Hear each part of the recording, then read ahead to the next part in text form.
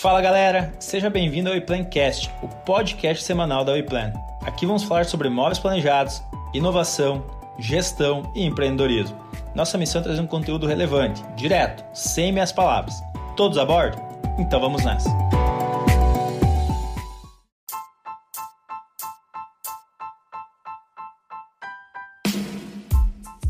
Fala galera, estamos aqui então para mais um episódio da WePlanCast. Eu sou o Johnny Benetti e eu vou conduzir mais essa conversa hoje. Quem está aqui comigo é o Ismael. Fala pessoal, Ismael, sou o Head de Expansão da WePlan. Quem está aqui com a gente também é o Diego. E aí galera, beleza? Diego, líder de projetos aqui da WePlan. E quem está aqui com a gente também é o Renan. E aí pessoal, bora para mais uma. Renan, líder de negócio da WePlan. De hoje a gente traz um convidado aí, já vou adiantar galera, vou dar uma dica aí. Já apareceu na TV, tá? O cara é famoso. Então o cara é famoso, é o primeiro artista, entre aspas, aí que a gente tá trazendo. Então, teoricamente, custou caro nós trazer essa pessoa aqui. Vou cobrar deu uma isso aí. balançada no fluxo de caixa, né? Que merda, Jogador cara. caro. Que merda. Maravilha. Então, assim, Renan, faz aí as honras, apresenta o nosso convidado. Cara, legal. Hoje a gente tá com o Duan aqui, empreendedor, um cara aí que é ligado à tecnologia, né? Duan, obrigado aí por ter aceito o convite. Eu vou deixar pro próprio Duan falar aí quem que é o Duan, né? Oi, isso aí, boa tarde pessoal. Então eu sou o Duan e já tô preparando aqui o cheque, já que estão pagando. Eu não sabia que tinha isso, não tinha negociado, mas já tô pensando no número aqui até o final do episódio. Eu vou pensar no número pra cobrar deles. Fechou. Eu vou colocar o cronômetro aqui conforme for passando, eu vou passar depois, vai debitando na conta. Por minuto ou por segundo?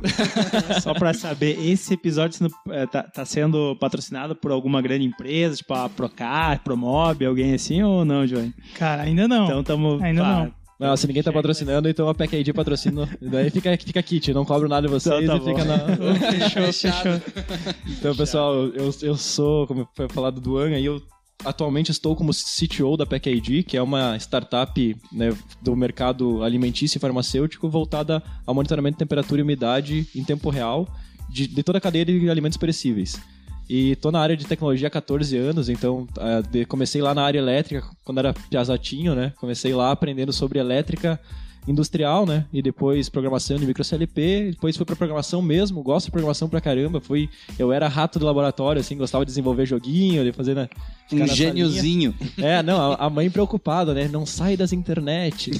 E daí tava lá e... Vai pegar vírus. Não, mas a parte boa é que como ela vinha da área elétrica, todo mundo, estragou meu micro-ondas, tu que é programador e fez coisa elétrica. tinha. Daí depois eu vou sair dessa área aí e vou pra programação. Vê esse computador aqui que não tá funcionando. Não, tudo. Formata pra mim. Eu sou o primo que resolve as coisas, né? Tem o primo rico e eu sou o primo do TI, lá da família. Boa. Isso aí dá um podcast, ó. Pega esse nome, galera. Dá um bom perfil no Instagram, né? Bom perfil no Instagram, no LinkedIn, o primo do TI. Primo do Primo TI. TI. Ó, registrado, ó. Plim. já vou salvar aqui essa marca. E daí depois fui pra área de negócios por perceber o quanto eu precisava. Então depois eu falo um pouquinho mais sobre como é que foi essa virada de sair da programação e ir pra parte de gestão, parte de estratégia, mas foi por sentir na pele, junto com outras pessoas, tendo empresa de softwares, com sócios todos sendo da área de software. E daí nós se olhando e, estamos com um puta produto na mão, mas como é que a gente faz pra vender agora, sabe? Então tu tá muito técnico na coisa e tu tem que saber gerenciar e ganhar dinheiro com isso. E isso acontece pra todas as áreas, principalmente na área de vocês deve acontecer muito disso, né? De ter, Já falou várias vezes sobre isso. ter ali o arquiteto, o cara muito bom, um cara que é tecnicamente muito Processo bom. criativo, né? Mas muitas vezes não tem a experiência de business, então buscar por esse conhecimento foi o que fez dar aquela guinada na minha carreira. Então depois a gente pode trocar uma ideia sobre isso também. Eu acho que a maioria das ideias elas morrem, né, antes mesmo de ir para a prática, porque a gente olha para a dificuldade que é implantar, né, tudo isso. Você sai da universidade, você sempre vê problemas no mercado, aí tu pensa, o que fazer, como implantar, com quem, com que grana, né? E às vezes é uma boa ideia, com uma boa equipe, ela consegue ir longe, né? Sim, com certeza. Afinal de contas, todo mundo precisa ser vendedor, né? E, cara, A gente já falou isso. E As ideias, elas nascem no campo do pensamento, mas a primeira materialização é na parte técnica, né? E a gente sabe que hoje tu vai lá no YouTube, tu estuda um pouquinho e você consegue desempenhar a parte técnica. Mas eu acho que o maior desafio mesmo está no campo da venda, né? Tá no campo de relações, no comercial, campo de né? comercial, exatamente. Que é uma coisa que falta muito, ainda a gente já falou em outros episódios, né? Que falta muito na universidade, falta muito na escola, né? E eu acho que o desafio de tirar a ideia do papel, para mim, está muito mais ligado a vender a ideia no mercado do que tirar a ideia do papel e transformá-la no MVP. Para mim, isso não há barreiras. Agora, a barreira maior está dentro do mercado. E até porque tu pode pegar... não olhar só para produtos, mas olhar para si próprio, tu vai ter que se vender em algum momento numa entrevista de emprego. Então, se tu vai só procurando um trabalho, a chance de você conseguir a vaga, comparada se você for lá se posicionar e você vender o conhecimento que tu tem, vender a tua experiência, ou vender a tua vontade, que muitas vezes tu não tem experiência, mas tu chega lá, tu pesquisa sobre a empresa, tu vê, aconteceu comigo, quando a primeira empresa que eu fui de programação, cheguei lá, quero aprender a programar Android. Fiz esse curso aqui, tô na faculdade, mas eu nunca trabalhei com programação de nada, assim, só programação de micro CLP, mas tipo, coisa da indústria que é tipo outra pegada, sim, sabe? É outro universo. E daí eu cheguei pra eles e falei, me dá essa chance, e daí eles acreditaram em mim e falaram, vem aí então. Então tu vai ter que saber se vender em algum momento. Eu não sabia que eu sabia fazer isso, mas depois eu fui descobrir quanto eu precisava saber mais. Mas tu tinha certeza que tu tinha a vontade, né? O que eu vejo sempre o Flávio Augusto fala assim, entre a faca e o queijo, fique com a fome. E o que o Dawa tinha era a fome, justamente, de fazer o negócio acontecer. Me identifico muito, porque as posições que eu exerci também sempre foram desafiadoras, do tipo, eu nunca fiz isso, mas eu já fiz isso, e eu acho que, né, a vontade, ela vence tudo, né? Acho que é o mínimo que a gente tem que ter para qualquer área, qualquer setor, né? É aquele negócio, né? O esforço, né? A vontade vence o talento, muitas vezes, né? Então, a disciplina, né? É o foco ali, cara. Isso realmente é o que faz a diferença, né? É aquele negócio que, muitas vezes, a habilidade você treina, né? Agora, caráter, vontade, entusiasmo, isso aí é uma coisa que vem da pessoa, né? Sim, e pegando o gancho do que foi citado, quando a gente sai da área técnica e tu tem a possibilidade de criar um produto, tu tem a faca e o queijo na mão para criar o produto. Para você desenvolver a parte comercial, é mais intuitivo, porque você construiu o produto. Muitas vezes a gente pega... Nós passamos por isso na PEC-ID, né? A PEC-ID é uma startup aqui da região de Chapecó, estamos no interior, e daí tu pegar e conseguir contratar um diretor comercial para uma startup de software com um modelo escalável, com outra pegada de visão, para tu conseguir desenvolver isso na pessoa é muito mais difícil, porque ela não conhece tanto do produto, ela não conhece tanto do processo de criação do produto. Então, você sair de uma área de tecnologia e aprender como vender, tem alguns macetes, alguns caminhos que podem funcionar muito bem. Então, é algo que pode ser um caminho legal. Não estou dizendo que você precisa fazer, mas para você sair da área técnica e aprender a vender o teu produto que tu já criou e tu sabe responder tudo quando te pedirem, é muito mais tranquilo do que muitas vezes tu pegar e tu saber os processos comerciais para implantar o processo, mas daí quando o cliente te faz uma pergunta técnica, tu... É aquela máxima, se você não comprou, você não vai conseguir vender, né? Então, tipo, se internamente você não absorveu sobre o produto, sobre a proposta, sobre o serviço, você não tá tão seguro, né? É tipo o vendedor que chega um dia, tem uma imersão na empresa de um dia, no dia seguinte tem que sair vender. Eu acho bem complicado, né? Então, uma briga eterna, né? Comercial versus operacional. Exatamente. A vida toda, eu acho que o operacional vai dizer, tá, mas aí vocês me prometeram um X prazo, uma coisa que ainda não existe, nem sei se dá para fazer, mas foi colocado na mesa, foi vendido, né? A gente tem essa questão aqui também no mobiliário, né? Mas quem tem base técnica, com certeza está muito mais preparado. Eu vim da marcenaria, lá do chão da fábrica, aí eu fui escalando ali até chegar no comercial. Mas a grande maioria já entra diretamente no comercial, né? Exatamente na venda. Mas dois caminhos que pode ser moldado, né? As pessoas podem se adaptarem. E como carreira é bem interessante você flertar com outras áreas. Então eu sempre prego isso, assim, eu vim da ciência de computação, fiz ciência de computação por acaso, né? Era porque tinha faculdade aqui em Chapecó. Eu me inscrevi para todas as outras universidades, eu me inscrevi para engenharia elétrica, engenharia de automação, então todas as outras, né, robótica, tudo outras áreas, e daí acabei caindo. Ciência de computação tinha em Chapecó, era na Federal, falei, cara, vamos ver como é que é isso aí. Fiz o primeiro semestre, fiquei meio assim. Daí no segundo tinha uma matéria específica que eu me apaixonei. Falei, cara, é isso que eu quero pra minha vida. Preciso aprender a programar, preciso aprender uma nova tecnologia. E eu já tinha meio que feito um plano, assim, de carreira. Então eu pensei, vou ficar mais ou menos uns 5 anos aprendendo uma tecnologia nova. Mais ou menos uns 5 anos tendo uma empresa própria, assim, montando um negócio. Eu nem sabia o que era startup, eu só queria ser empresário. Queria ter uma empresa, assim, daí, tipo, quando com 5 anos eu vou fazer essa empresa me dar dinheiro, e daí depois eu quero mais 5 anos para investir ou em outros negócios, ou trabalhar numa grande empresa, tipo uma Google da vida, nessa... Era essa a minha cabeça, assim, e querendo ou não, eu me caminhei muito para esse lado, sem só, tipo, desse planejamento mal feito, mas imaginando, depois no meio disso foi conhecer o que era uma startup, participei do primeiro Startup Week e falei, cara, isso aqui é demais, cara. Pô, essa ideia, esse modelo de pensar, o que esses caras estão fazendo aqui tá fora completamente da curva. Porque imagina, eu era uma empresa industrial, né, numa empresa, tipo, fazia painel elétrico pra indústria, depois fui trabalhar com programação, e daí lá na programação a gente tinha uma empresa de software, mas tipo, não se considerava uma startup, o nosso produto era um produto que, pô, se tivesse uma cultura de startup, podia ter voado muito, mas não tinha a cultura de startup, era uma empresa de software só até na época, e daí quando a gente conheceu esse mundo de startup, cara, eu e meus amigos foi uma injeção, assim, nós, tipo, cara, nós precisamos ter uma startup, vamos fazer a primeira... Cara, você sai na segunda-feira do Startup Weekend, você fica anestesiado ainda, sabe? E você fica mastigando aquilo, né, na cabeça durante dias, né? Então, assim, é uma experiência excelente. Essa questão que você colocou de você sair da área técnica e ter uma vontade ali de ir para a parte comercial, business, estratégica, eu acho que isso é essencial para qualquer profissional. A pessoa tem que ter essa fome de pelo menos tentar entender o estratégico, dar um passo acima, né? Aquilo que a gente estava falando com o Juliano, que é o programador aqui da Wayplan, né? Quando ele se posicionou, explicou e se apresentou aqui no podcast, ele falou sobre a missão que ele tinha para desenvolver as coisas. Ele não falou que ele tinha que fazer uma tela ou que ele tinha que fazer um código, tecnicamente. Ele falou que ele tinha a missão de entregar para o usuário, né, um produto lá, uma função, uma experiência, enfim. Essa é a grande diferença, né, entre o programador puramente técnico e o programador empreendedor, né? Eu acho que você tem que mirar isso, porque o que você está construindo vai caminhar para esse lado. Não existe nada que a gente faça que seja feito única e exclusivamente para máquinas, né? A gente faz tudo para um mercado, né? Tudo para o comércio, tudo para pessoas, tudo para empresas, tudo para negócios. Então você tem que mirar lá para cima, né? O que você está fazendo na base aqui tem que olhar para o estratégico, que vai ter que olhar para o comercial, e todos eles vão ter que interagir. Então eu acho que o cara que está aqui embaixo, ele tem que entender disso. Ele tem que procurar isso também, entendeu? Eu acho que o operacional, ele precisa tornar-se necessário, né?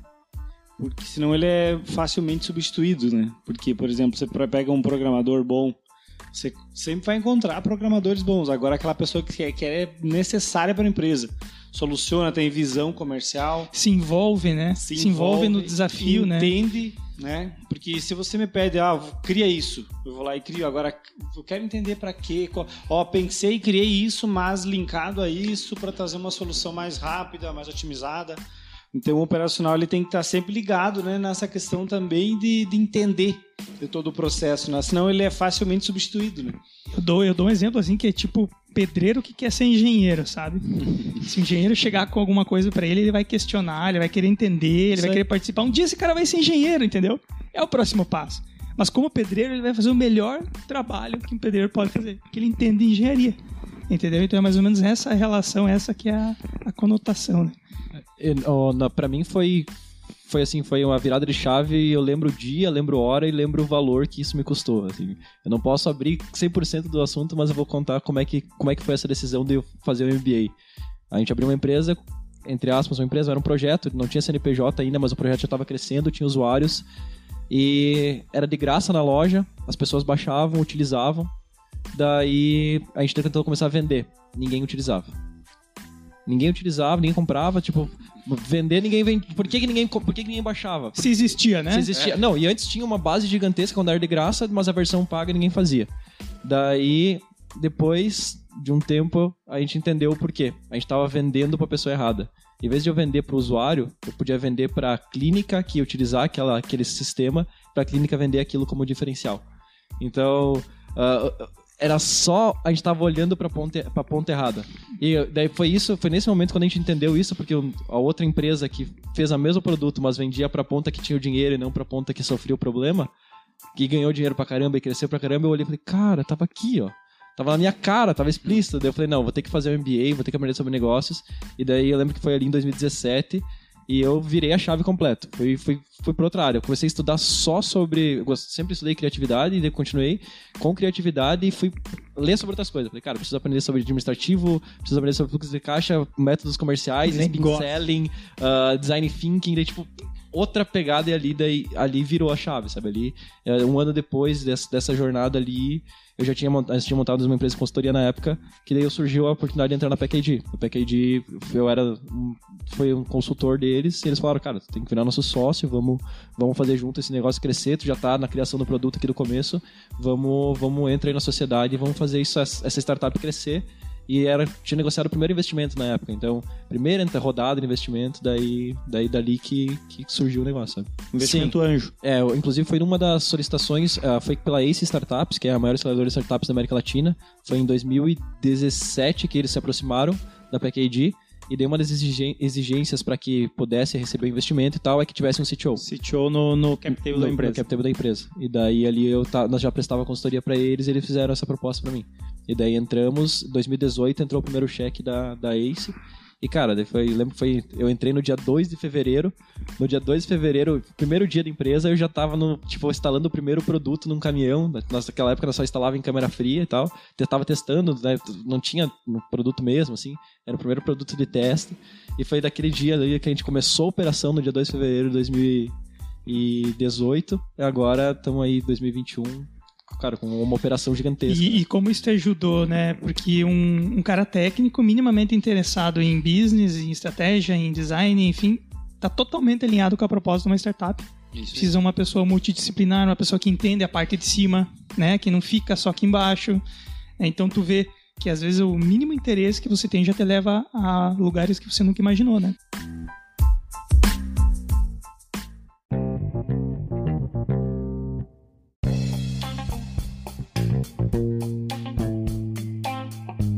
Mas, Duan, tu comentou ali um pouquinho ali sobre também o primeiro cheque, né, captação e investimento. Mas e hoje, como é que tá o momento da PackID? Vocês já tiveram uma outra rodada? Se tiver essa outra rodada, que tipo de rodada que foi? Foi um seed? Foi uma série A? Como é que tá, cara? Fala um pouquinho pra nós. Perfeito, cara. A gente começou em 2016 como empresa, como negócio, e a gente teve a oportunidade, a PackID teve uma jornada bem startup, assim, startup tradicional estilo americano, sabe? O que aconteceu? A gente ganhou o primeiro recurso, ganhou 60 mil do governo do estado para tirar a ideia do papel, que era um Sinapse de Inovação em Santa Catarina, e 100 melhores ideias ganhavam 60 mil para tirar o projeto do papel. Dali, foi para uma competição na Alemanha, 20 empresas, lá onde foi desenvolvida a rede de contatos de alguns fornecedores para a criação do produto, e daí dessas 20 empresas a PackID ficou em primeiro lugar.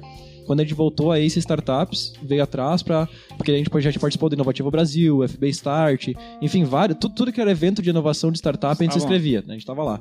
E daí a gente pegou esse primeiro cheque, que era 150 mil com a Ace, e eu entrei como uma das solicitações de ter o CTO. Já estava no projeto antes, mas ter o CTO foi uma das exigências para o cheque.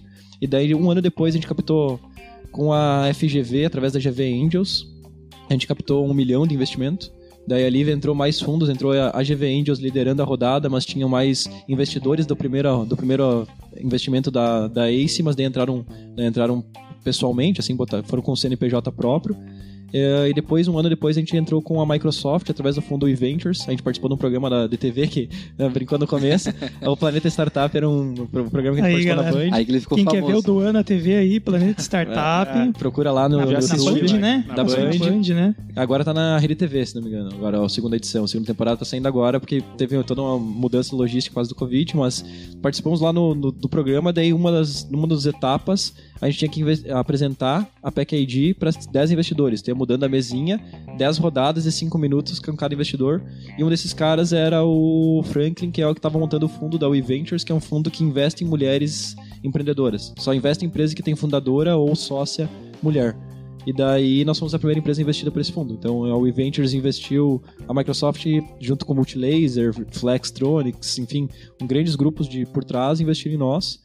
Daí a gente pegou 1 milhão também, mas isso foi mais estratégico do que por rodada, assim. A gente não pensou em aumentar o valuation e tal, foi para ter o conhecimento desses caras e poder chegar numa grande empresa que são os clientes. É a parte do smart money, digamos assim.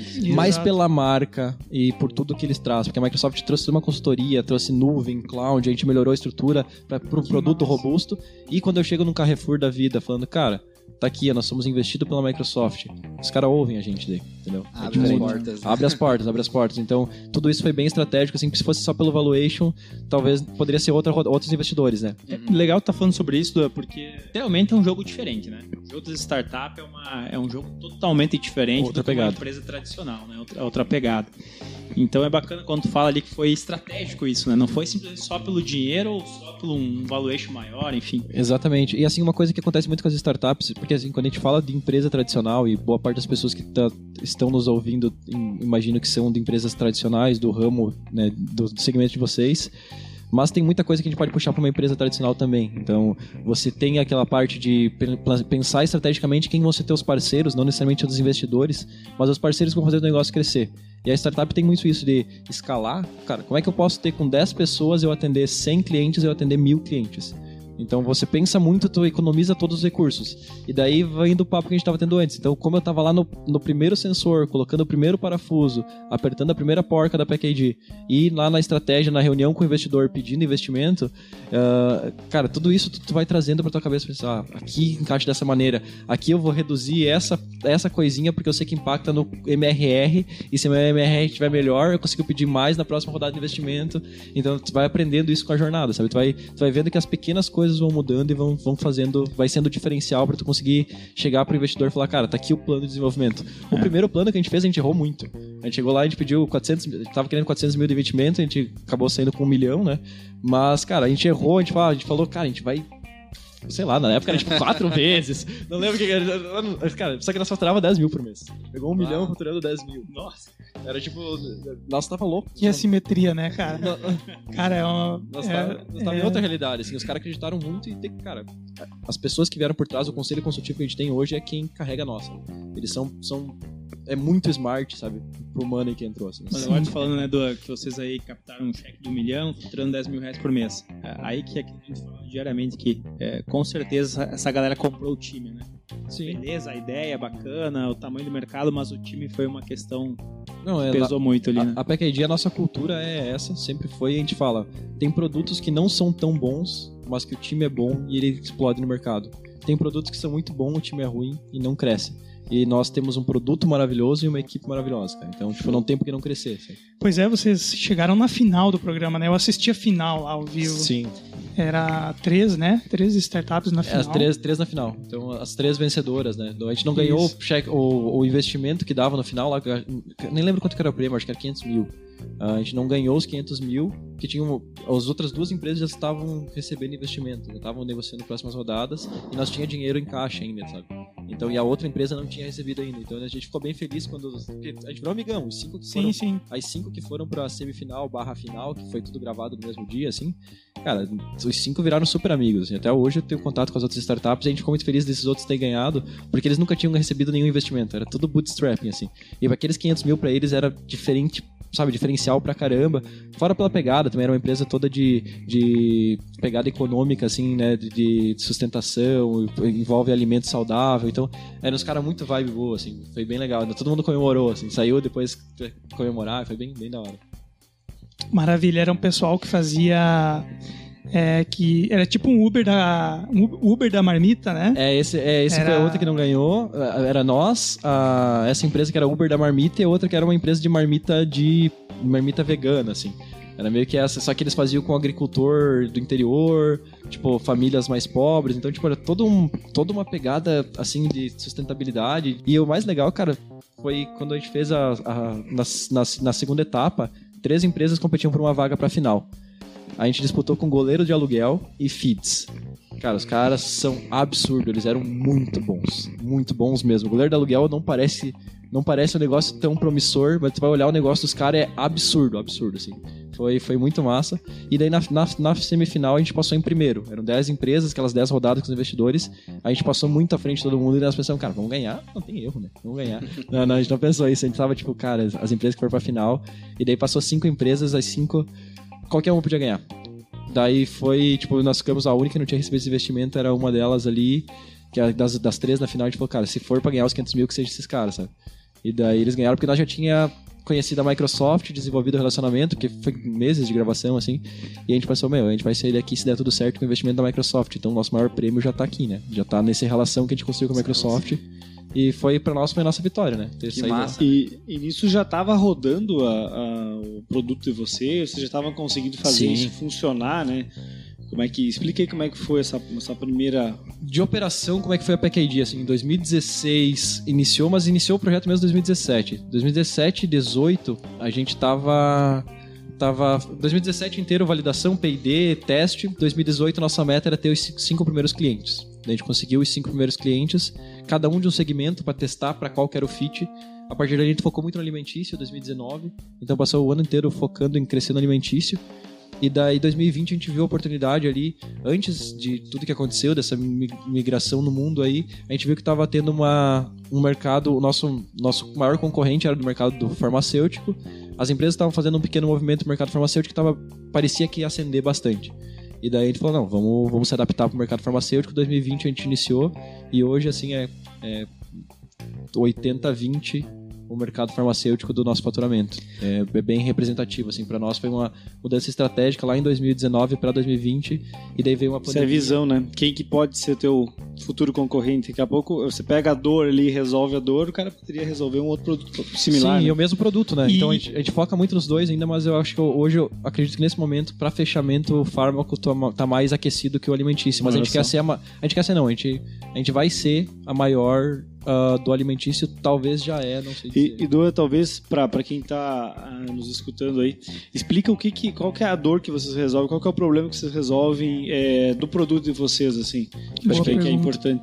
Boa pergunta, né? Não, é legal. É o que eu falei bastante sobre... Faz o teu pitch aí de 30 segundos.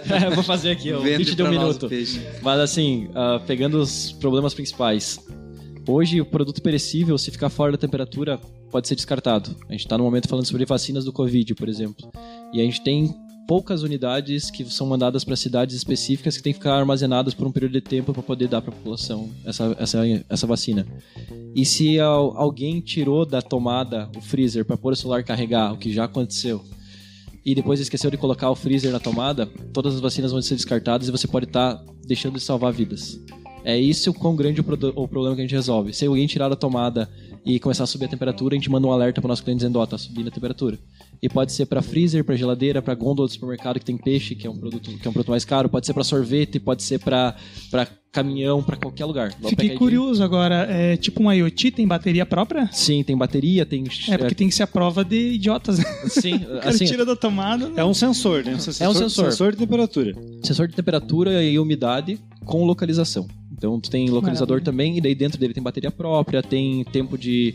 se ficar fora da tomada, ele já tem alerta de que foi tirado da tomada. Então, alinhado com a indústria 4.0, né? IoT, 100%. Big Data. IoT, Big Data. Relatórios também. Relatórios, gráficos para o cliente, aplicativo, push notification para ele receber a notificação quando saiu da tomada, quando aumentou a temperatura, diminuiu a temperatura. Assim, é bem conceito de empresa tech mesmo, tipo Big Data pra caramba, porque imagina ali, minuto por minuto subindo informação. Cara, cada sensor ali por mês dá gigas, né? Eu sei muito bem o que é isso. É bem legal, cara. É um desafio bem interessante, tanto na parte técnica, de ter uma nuvem, uma estrutura de cloud tem que ser bem robusta, quanto na parte de desenvolvimento do produto, porque a gente está passando agora por uma crise mundial de componentes, então, para produzir, eu imagino que vocês devem conhecer bem, vocês têm que produzir um móvel. Então, lá em conjunto, né, fazem toda essa ponte, estão toda na parte do móvel, mas para nós que é tipo componentes, às vezes precisa... A nossa produção inteira tá pronta, falta só um componente que tá na China e que não veio ainda. E que os caras pedem 60 dias para entregar. E meu cliente já tá pedindo o equipamento lá. E outra curiosidade, o hardware é 100% de vocês? Não, a gente trabalha com vários tipos de hardware. Então tem parceiros que fabricam, tem uns que são nossos, depende muito da aplicação, sabe? Mas a inteligência do funcionamento disso tudo e software o software daí é tudo nosso. vocês. Porque assim, sensor de temperatura não é algo novo. Se for Sim, para sim, pensar, já, no mercado Sim, isso é commodity, né? Isso tem na esquina, o Thermo né? King que tem no caminhão já tem um sensor de temperatura. A diferença é que ele não é inteligente.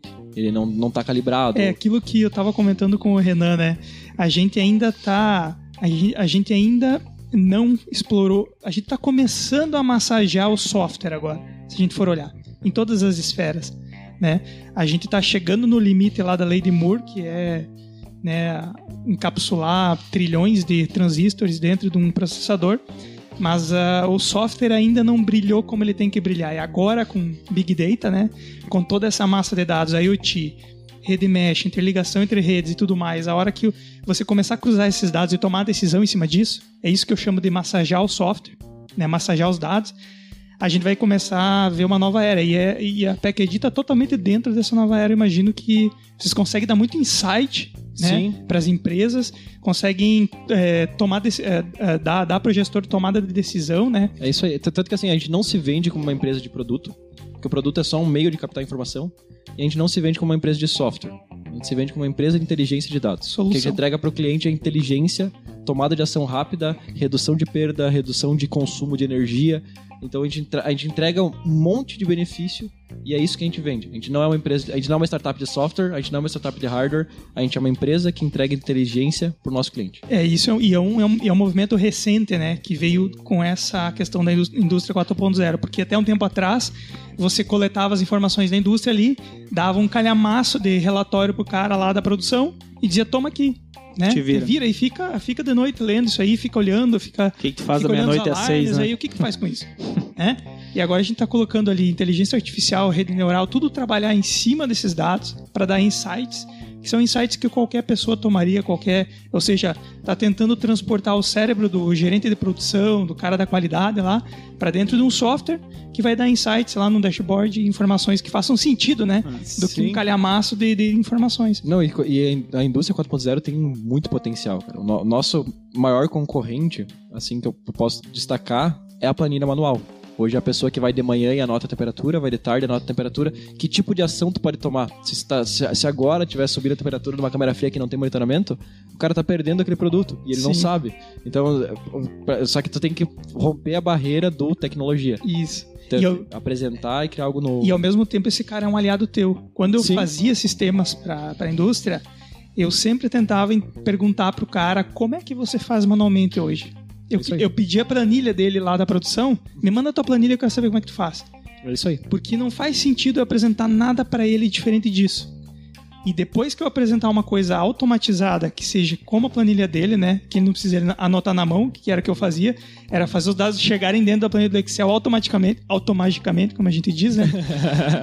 E isso já era um grande salto, né? Então, assim, não adiantava mostrar para ele um relatório lá, uma coisa que era pior do que a planilha do Excel dele. Então, você pegando mais essa... complexas Exato. pra preencher, né? E agora você pega a planilha do cara e diz assim, cara, essa tua planilha tá te falando uma coisa aqui, ó. Olha só, ela tá falando, ó. De ontem pra hoje ela começou a gritar aqui, ó. E é isso que a informação faz, né? E o principal é gerar histórico, né? Você começa a fazer uma ação para uma grande empresa, você está falando de grandes empresas, né? Com transporte, enfim, trabalha com um produto que é perecível, que pode ser um custo altíssimo, né? Uma falha técnica. Então você fornece esses dados, relatórios e o histórico, né? Aí uma tomada de decisão ela é muito mais assertiva quando você tem tudo isso, né? E assim, é um custo muito barato para a empresa tu parar para pensar, porque tem empresas de clientes nossos que tem uma câmera fria com 1 bilhão de produto, de medicamento lá dentro. E ele paga 100 pila por mês pra ter um sensorzinho lá, entendeu? Nossa, cara. Muitos pagando pouco. Assim, É ridículo. Mas só que é cultural, né? É um passo que... O parte boa de morar no Brasil, eu sempre brinco, e vocês podem aproveitar muito disso. A gente tem uma bola de cristal do que tá acontecendo fora. Tu olha, como é que tá o mercado na Europa? Como é que tá o mercado nos Estados Unidos? Como é que tá o mercado na China? O que esses caras estão fazendo lá? Isso já tá acontecendo fora. A PackID só trouxe isso e a gente já tá falando de 2016, a gente tá em 2021. Então a gente estava trazendo uma tecnologia nova de fora para aquela época e agora a gente está rampando, está crescendo, está naquela fase de crescimento mesmo da PackID, de tipo, agora disparar, sabe? Até agora ele estava testando para qual que é o cliente fit, qual que é o discurso certo, teste AB, por 5 anos, né? Por 4 anos aí de teste AB, para saber, ok, agora aqui é o nosso melhor segmento para focar 100% e escalar. Edu, eu tô com uma curiosidade aqui. Como é que você rastreia e monitora, por exemplo, uma carga que está indo onde não tem rastreabilidade, por exemplo, em tempo real, vamos imaginar? Hoje, o Brasil tem uma cobertura muito boa de banda 2G, 3G, 4G. E a gente tem um chip de comunicação dentro do equipamento. Então, para viagens, em geral, assim, tem poucas áreas de sombra. Mas vamos pegar uma viagem, por exemplo, clientes nossos que fazem Brasil-Chile. A gente faz o roaming de dados, então quando vai para a Argentina troca de operador e vai fazendo a troca. Nos períodos de sombra, o equipamento armazena os registros. Internamente, né? Internamente, quando volta, ele primeiro sinal, ele vai te dar já dispara todas as informações. E tem aquela máxima da indústria, né, que qualquer sinal de falta de informação, ou seja, falta de sinal, isso vai gerar um alarme. Já gera por um alarme padrão, né? Exatamente. Então já toma uma decisão baseada nisso. Ficou 2 horas sem o sinal daquela carga, você já... Então hoje a PKD sabe até onde tem as sombras na cobertura, é isso? Sim, assim, no Brasil. A gente mapeado em cargas estão sendo... E a gente tem bastante fixo, né? Bastante câmera fria, gôndola frigorífica, gôndola de supermercado, daí já é freezer. Conectada à internet. Não, tudo GPRS. Então agora entendi assim, o quanto falou, ele que é vocês um não backup, são uma né? empresa de software, e sim de dados. A gente é uma empresa de dados, porque, cara, o que eu consigo entregar tem pra valor vocês? no mercado, né, hoje? Exatamente. Então, todo mundo olha pra nós, assim, no começo era algo que a gente sofreu quando falou assim, o investimento para fechar o gancho do investimento. Quando a gente foi vender a ideia para os investidores, a gente focava muito no produto e no software. Depois, a gente falou, cara, a gente precisa vender dados, a gente precisa vender a entrega de resultado para o cliente. E é isso que a PKD faz hoje. Dados são o novo petróleo.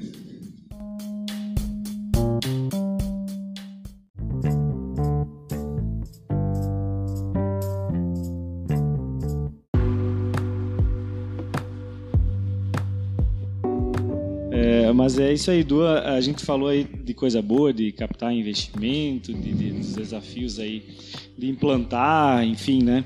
Mas e os perrengues ali, os problemas, meus primeiros ali, sensores que vocês instalaram, que não deu certo, que não aguentou a viagem, ou que o instalador ali ferrou com todo o processo. Consegue colocar para nós, porque a gente vive isso diariamente aqui na WePlan.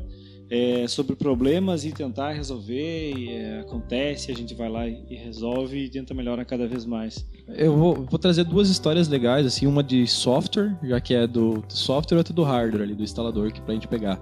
A primeira é que no começo a gente vendia que a gente tinha um sistema de alerta em tempo real. Então, nos primeiros clientes que a gente foi fechar teste, né, lá no comecinho, só que não existia um sistema de alerta. O sistema de alerta era eu, o Thales e a Carol, olhando as câmeras frias manualmente e enviando SMS pro cliente. Então, uma noite cada um dos sócios não dormia. Então, tipo,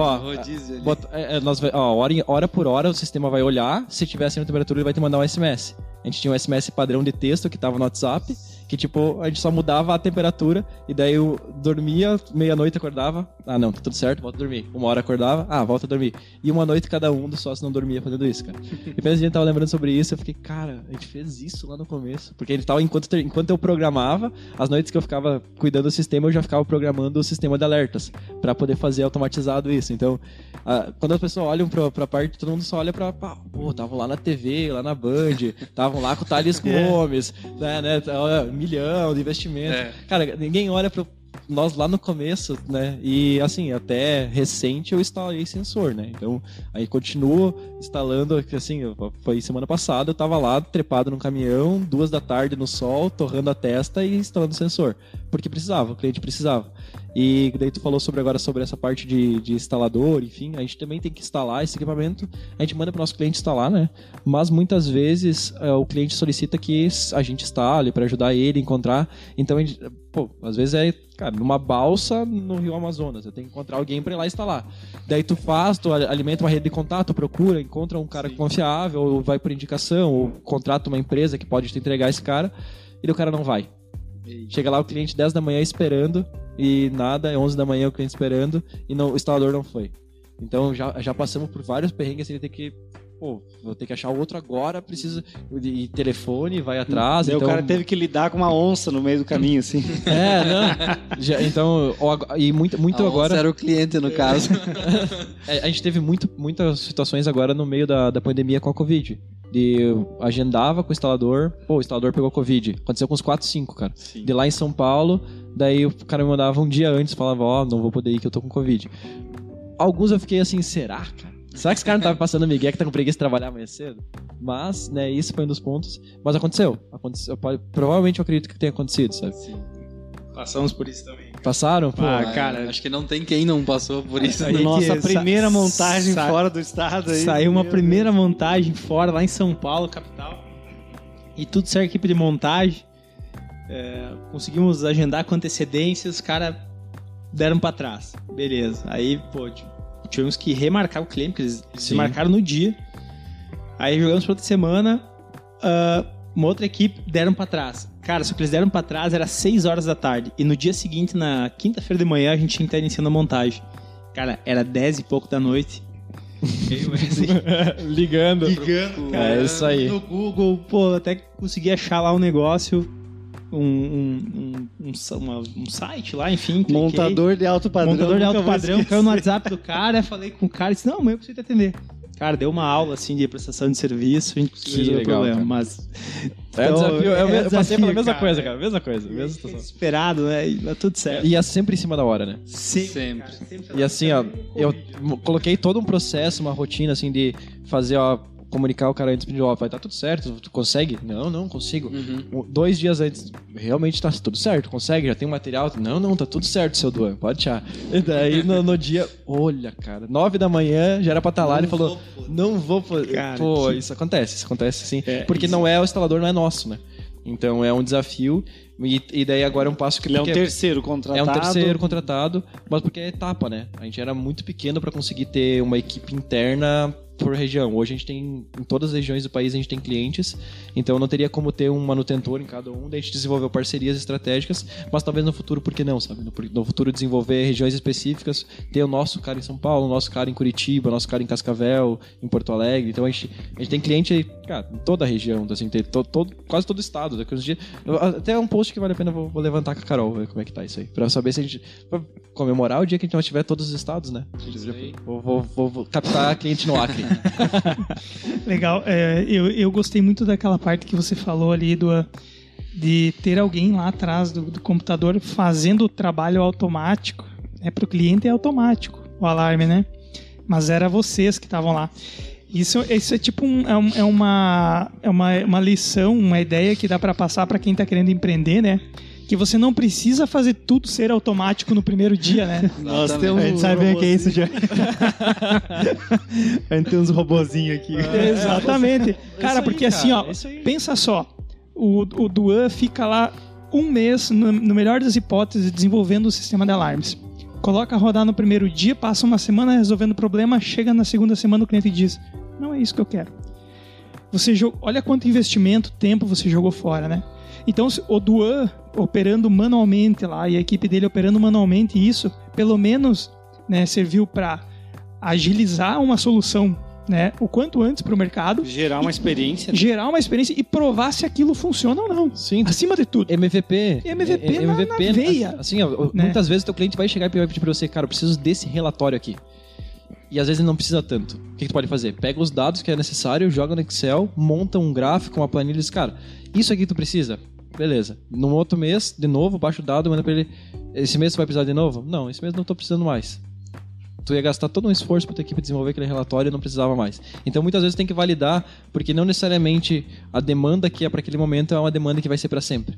E quando tu tem uma startup, tu tem poucas pessoas, tu tá ali crescendo, pô, tá com 3 pessoas trabalhando, mas tem que ser operacional, vendedor, sócio, relação e tem que ser programador. Então, lá naquele começo, cada segundo é importante. Então, tu tem que focar e MVP pra tudo, assim. E eu costumo dizer assim que muito melhor do que você desenvolver uma ideia é você rodar uma ideia. Então, roda a tua ideia. Você tem ideia hoje, Renan, de mudar uma coisa na empresa. Acho que é mais válido você primeiro rodar isso no manual e ver se faz sentido do que sair desenvolvendo para depois, né, com aquele, digamos, MVP que você gastou tempo, esforço e dinheiro, tentar ver que não era aquilo tudo, né? A pior coisa é jogar dinheiro e investimento fora, né? A cultura startup, né? Pouco também o que o Duan falou, cara, a startup ela te possibilita isso, testar, e acho que é MVP pra tudo, né? Cara, o nosso podcast foi MVP, não foi? Exatamente. E aí, pô, foi lá, legal, deu aderir, pô, vamos fazer. Começamos aí com um fone de ouvido, né? O Johnny e o Ismael. Tinha que gravar cada um no seu celular, tinha que mixar todas as faixas, né? Eu assumi essa condição de ter mais trabalho no começo, mas mirando num teste, né? Porque de nada adianta sair investindo pra ver se que não vai funcionar depois. Agora, vamos lá, né, Johnny? Tivesse que comprar todos os equipamentos, vamos lá fazer o primeiro episódio assim. Pô, já com a estrutura que tá hoje. Exatamente. Não deu certo. Você já começa com dívida, né? Já começou errado. Já coloca a câmera pra fazer, já faz um estúdiozinho, não, quero fazer padrão Rafinha Bastos. Exatamente. As pessoas, elas ficam esperando demais o momento certo, o equipamento certo, a hora certa, o investimento certo, né? E eu acho que perfeição, né? O melhor dia pra começar um MVP é ontem, né, cara? Bota rodar o troço, faz funcionar, né? Muito legal isso que o Duan falou, porque às vezes é uma demanda momentânea, né? Uma dor momentânea do cliente, e talvez para um cliente ou dois. Mas aí tem que pensar que tem todo um ecossistema, toda uma cadeia, né? E de repente vai gastar tempo e energia numa coisa que não vai ter aderência nenhuma. E assim, muitas vezes você vai se deparar na jornada com uma situação que é lucrativa, só que não é escalável. E a startup tem muito isso, de, ok, como é que eu faço para escalar meu negócio? Porque a gente sempre focou no não ser pequeno. A gente sempre pensou que o nosso produto pode ser adaptável pro mundo todo. Então, para eu ser adaptável pro mundo todo, eu não posso ficar inflando demais minha operação. Então, esses negócios, a gente não é um negócio tradicional. Então a gente teve que ficar escapando de coisas que nos prendessem a negócios tradicionais. E vamos lá, a gente pegar o exemplo de uma consultoria, por exemplo. A gente poderia prestar consultoria de algumas coisas, de serviços para o nosso segmento de clientes. Isso pode virar um subproduto para a gente fazer cross-sell e upsell quando a gente tiver a nossa estrutura que cresce escalavelmente bem. Então, quando eu estiver ali faturando 5 milhões mês de MRR garantido e for a maior do Brasil, e daí não tiver ninguém mais para segurar nós, a gente dedica uma grana para criar um segmento que vai fazer esse tipo de coisa, outro segmento que faz isso. Mas até nós chegar naquele patamar, nós chegar naquele resultado, naquele foco, a gente tem que dizer não para muita coisa que pode parecer lucrativa, mas que não é o ideal pelo modelo de pensamento. Então, virar essa chave não foi fácil. Da mesma maneira que não desenvolver MVP, porque eu sou programador, eu gosto de desenvolver. Às vezes eu desenvolvo uma fórmula que me dá um resultado que eu podia ter pesquisado numa calculadora, só feito matemática. Sabe? Mas não, eu quero programar isso em Python porque é legal. Tá? Eu que fiz. É mudança de mindset. A gente quer fazer. Mas, a gente quer tirar, né? A gente é muito maker, né? O cara que empreende, ele borbulha, né? No mundo dos investimentos, a gente tem uma frase assim que investir também é não investir, ou seja, você tem a chance de ganhar, mas você também tem a chance de perder, ou seja, você pode esperar o momento certo para investir, o momento certo para entrar, o momento certo para comprar, né? E dizer não também é fazer negócio. Muito. Né? Porque assim como você investe numa coisa que dá errado, você fica preso lá na operação, você fica preso com o teu dinheiro e tem o custo da oportunidade. Você dizendo sim para tudo, você vai ter o custo da oportunidade e amanhã surge alguém que vai querer fazer negócio e você não tem equipe porque você alocou numa coisa que não faz sentido naquele momento só por causa do sim. Né? Então fazer negócio é também dizer não.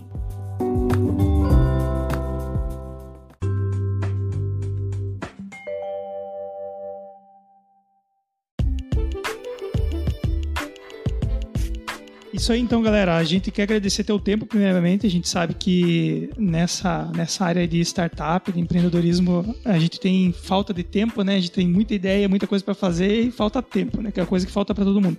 Então, a gente queria agradecer, primeiramente, tua presença, teu tempo, né? A gente tá se segurando aqui para falar mais, porque o assunto todo mundo gosta de falar, né? Cara, muitas horas hoje de conversa. Vamos fazer igual o Flow, cara. Vamos aqui 4 horas de episódio. Dá uns 300 cortes, mais ou menos, né? Aí coloca lá no YouTube da PQID também. E a gente vai deixar, então, os contatos das redes sociais aí para quem quer conhecer melhor o Duan, quem quer conhecer melhor a PQID. Eu agradeço, né, por toda a oportunidade aí, pelo tempo. Realmente é muito legal poder falar sobre negócios, né? Foi uma troca bem interessante. A PEC-ID sempre se dispõe a isso e uma das minhas metas pessoais era essa. Era nos últimos 3 anos ter alcançado tantas pessoas, auxiliado, ajudado como mentor em evento, dei aula de como fazer canal do YouTube para criança de 6 a 12 anos. Então eu participei de várias coisas só por mudar a vida e devolver para a sociedade um pouco que eu pude receber. Então, como missão de vida, assim, eu tenho que eu sou um professor e um aluno. Então, tô sempre me posiciono como isso. Toda conversa eu tô aprendendo, toda conversa eu tô tendo a oportunidade de ensinar um pouco. E é isso aí como missão, e vocês conseguem me achar ali no Duan Bressan no Instagram, Duan Bressan no LinkedIn, e a PEC-ID é a mesma coisa. A PEC-ID Soluções, tanto no LinkedIn quanto no Instagram. A gente tá sempre aberto aí pra conversar, então é só chamar. E um abraço, galera. Eu assino embaixo aí no que o Duan falou para encerrar, então, porque o Duan, de uma forma voluntária, participou do nosso ciclo de inovação da WePlan, como o Johnny também, né? E toda hora deixando o canal dele aberto aí pra gente poder fazer quase que uma mentoria, muitas vezes, né? Troca de ideia aí durante os dias. Beleza? Obrigado, Duan, mais uma vez por ter aceitado. Foi um prazer aí esse bate-papo. Maravilha, falou, galera. Até a próxima. Valeu. Valeu.